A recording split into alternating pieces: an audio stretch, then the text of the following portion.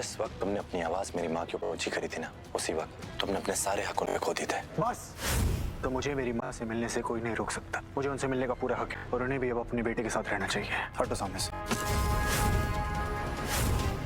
माँ यहाँ से कहीं नहीं जाएगी। ये डिसाइड करने का हक उनका है, इसलिए नीता आंटी को अपना फैसला लेने दो। मैं अपना फैसला ले चुकी हूँ।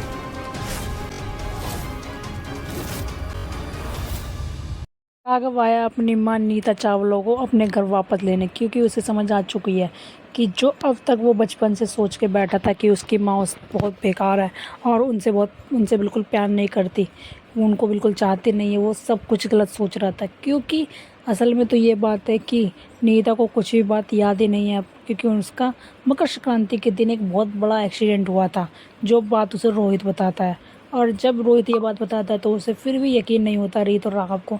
तो वो रोहित बोलता है कि तुम चाहे तो जाकर सिटी हॉस्पिटल में चेक कर सकते हो माँ के लिए ये सब चीज़ें। और जब जाते हैं रीत और राघव तो उन्हें पता चलता है कि जो रोहित ने बोला वो बिल्कुल सच था, क्योंकि मकर संक्रांति के दिन नीता का एक बहुत बड़ा एक्सीडेंट हुआ था जिसमें उनकी याददाश्त चली गई थी और उन्हें अपनी पुरानी ज़िंदगी के बारे में कुछ भी याद नहीं था।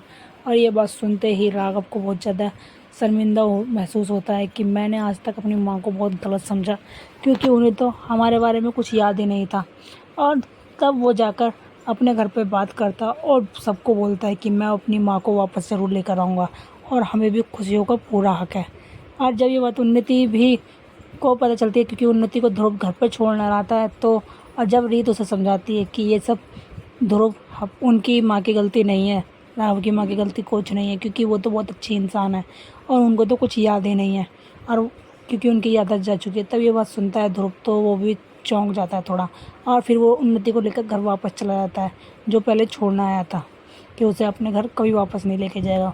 वहीं पर लेने चला जाता है राघव और रीत नीता को अपने घर वापस। तो रोहित साहब मना कर देता है कि तुम ये हक खो चुकी हो रीत, कि तुम मेरी माँ को अपने साथ ले जाओ।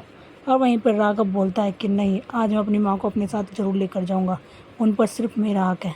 तभी रीत बोलती है कि ये सिर्फ बोलने का हक नीता आंटी को है, तो वही बताएंगे कि उन्हें किसके साथ रहना है। और तभी नीता बोलती है कि मैं ये फ़ैसला पहले ही ले चुकी हूँ कि मैं रोहित के साथ रहूँगी।